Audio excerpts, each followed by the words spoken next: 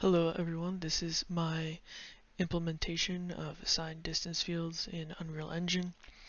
So there are two parts or two use cases of assigned distance fields in Unreal Engine. So the first part is using assigned distance fields with raymarching as a visual component. The second part is using assigned distance fields with voxels to create collision as a physical component. And when you combine the two, you can create something special that works and looks good. So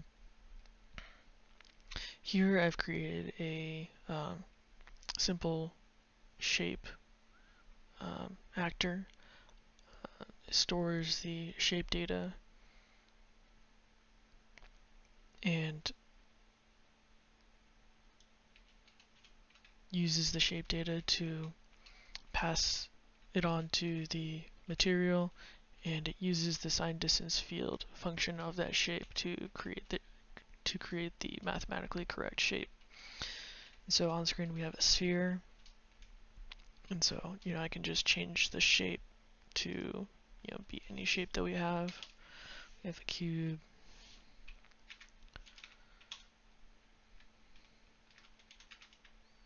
We have a donut. As you can see, it gets clipped by the edge of the cube here. That's fine. It just shows that you have the ability to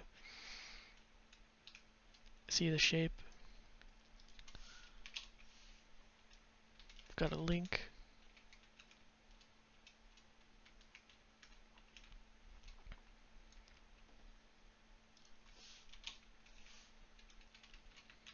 This one's a cone.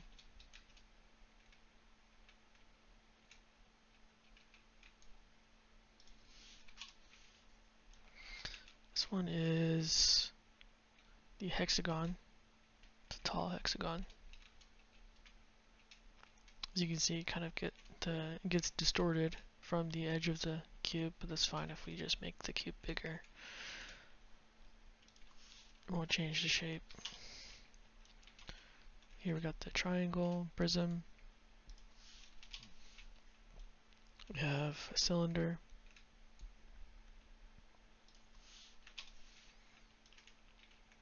This is a rounded cylinder. We have a cutoff cone.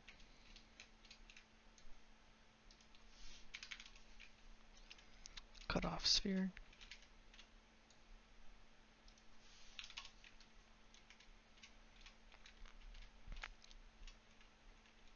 Got like a rounded cone.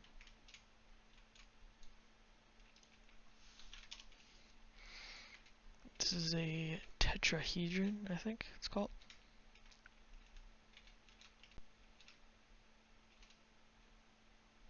Or sorry, an octahedron. Okay, we also have the ability to create fractals. You can see the fractals here. So I encoded all of the shape data in HLSL. So you can see that there's all the shape data in just these functions. It's not something you can do normally. You have to use HLSL to see all of the smoothness of the fractals here, which is pretty cool. It's just one type of fractal. I think we have another fractal. Yeah, we have another fractal, which is so this one was if I can remember, it's the Mandelbrot.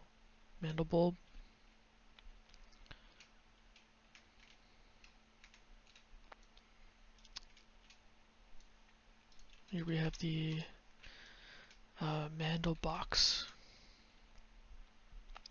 And we have the ability to change all of these in real time, and I'll show you in a second. And here we have some simple Perlin noise. in 3D. So let's go to the fractal. I can show you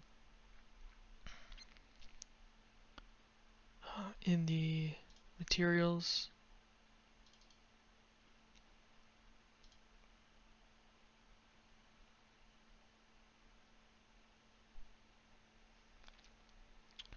We can actually change them here. So we can change the iterations of the fractal.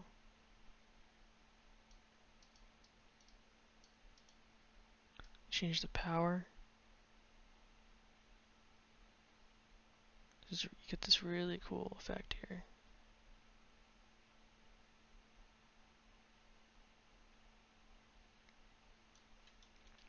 So you can see it looks more like a traditional manobulb. This power of 8 is the traditional one. You can see some really nice geometry. It just looks really nice.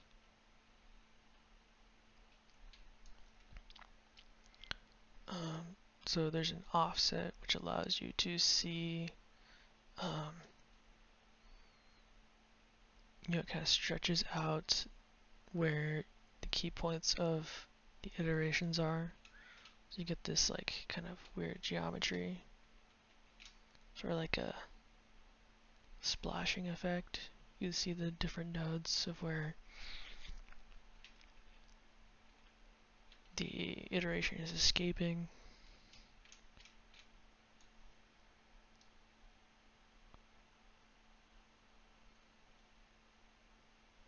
You can kind of see now this is where it's stable, which is kind of interesting.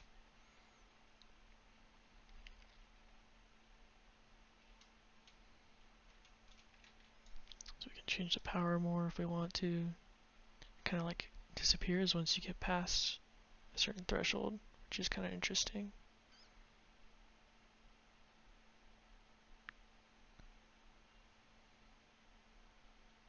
And then at low numbers you get this weird, starting from a sphere you get this weird looking shape here. Anyway, so okay, let's move on to the Mandel box.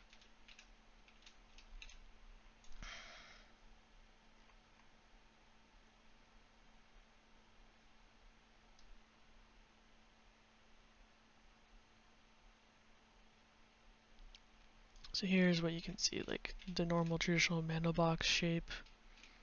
Kind of look like a manger sponge kind of look.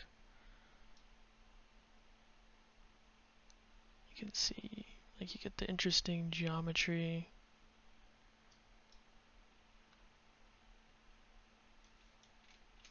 At different numbers.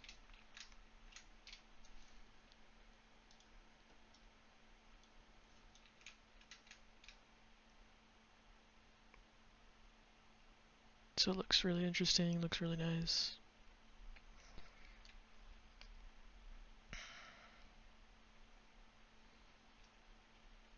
So the main idea here is that we're just using these mathematical formulas to create these shapes, which can be viewed with raymarching.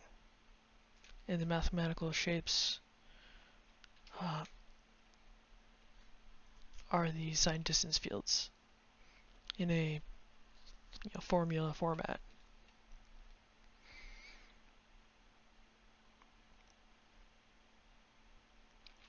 Okay. So there's that. So just go back to the sphere. So we can implement the shape functions in HLSL. We can also implement them in C++. So if you have a set of these in HLSL and C++, you can create the hard surface using triangles or a procedural mesh component to create the triangles that estimates the perfect shape. And so we're using these these shapes, or the shape functions, to influence voxels. And we use the voxels, and we process the voxels to create, the triangles for the shape. So I'll just go ahead and go to the voxel here. So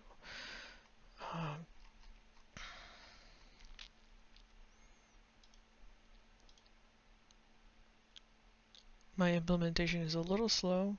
And there's room for improvement, and I have plans for that if I get more support on this, if this is what you guys like. But so obviously we can see that it created voxels. It processed the voxels into triangles, which then is visible, and we can see that it's kind of overlapping with the shape in the background. So I can actually turn off the visibility of the shape.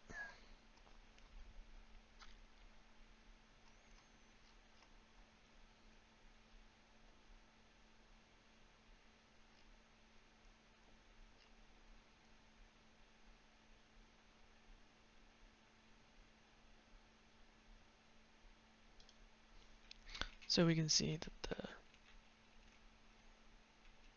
the voxels are working to create the shape. So that means that our C++ and our HLSL versions of the shape formula are working because they match.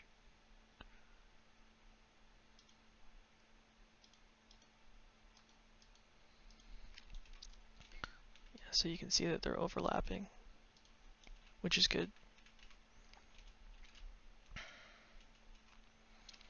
And then, so the idea here is just to have the triangles be used as collision, where the raymarching is used for the visual to create a stunning effect of these perfect shapes, coupled with estimated geometry.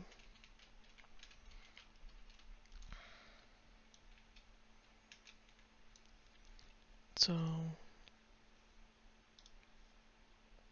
not all of the shapes are available in C++ right now. I have not all of these shapes are compatible with C++ at the moment, because some of them we get different shapes, so it's not correct. But there's room for improvement. So we can just change this to a different shape.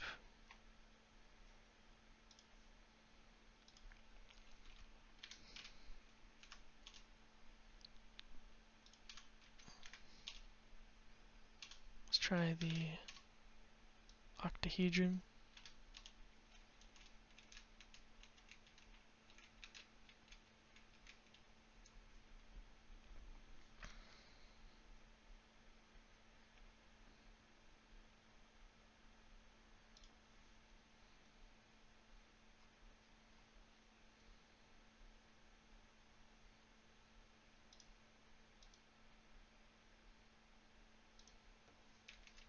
So you can see, it's using the marching cubes algorithm to process the voxels into the triangles. So the shape isn't perfect. It's meant to estimate the geometry so we can get collisions.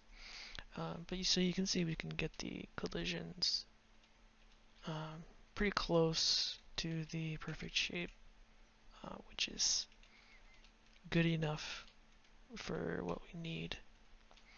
So you see the shape is working.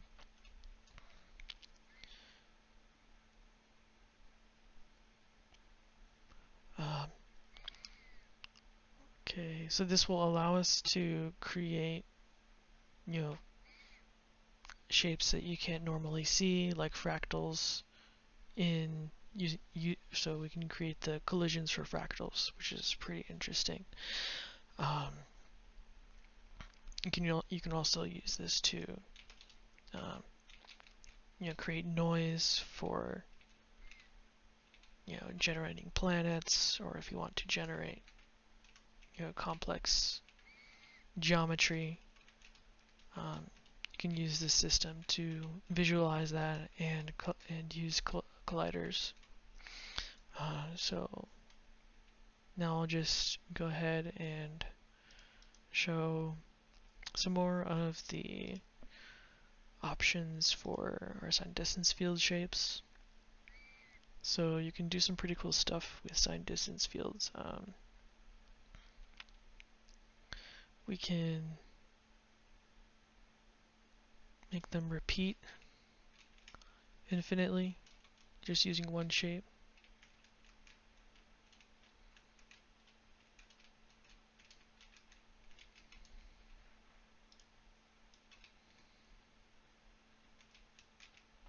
You can limit the repetition to the bounding box.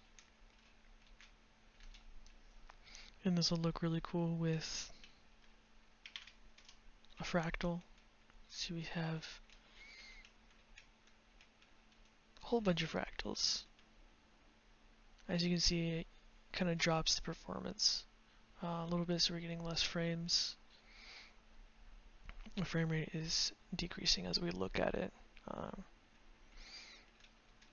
But yeah, I mean, it looks pretty interesting. So,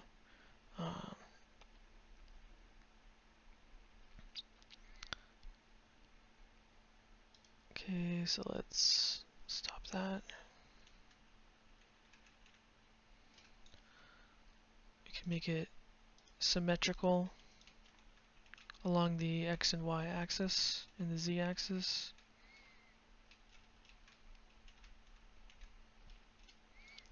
So we can get different shapes as we change it. So we get these, folding shapes that you would get like from the fractal, where you get the geometry just appearing out of nowhere. That's where you can kind of see that happening. Okay. So let's go to a different shape.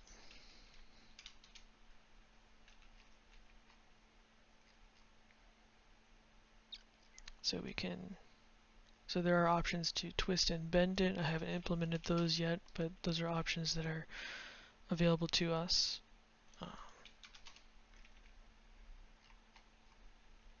There's also, we can increase the roundness of it. So if I go to like a square or a cube here, we can see that we could round the edge off. So now it's a rounded cube. And this is all just math happening under the hood. So there's the onion function, which is, can't really see the onion function too well here, but if we repeat it, you can kind of see, the inside of the surface, the onion. We change the onion thickness.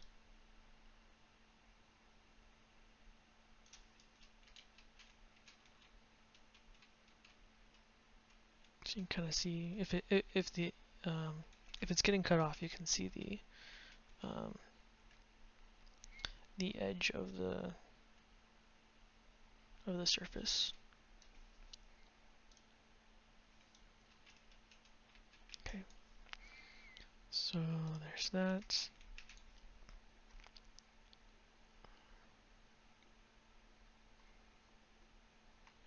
I think that's it. So thank you for watching. This is just my implementation of assigned distance fields. And if you want to know more or see more of this, please like and subscribe. And let me know what you guys think of this and what sort of use cases you would have for this kind of technology in a video game engine or or otherwise. So thank you for watching.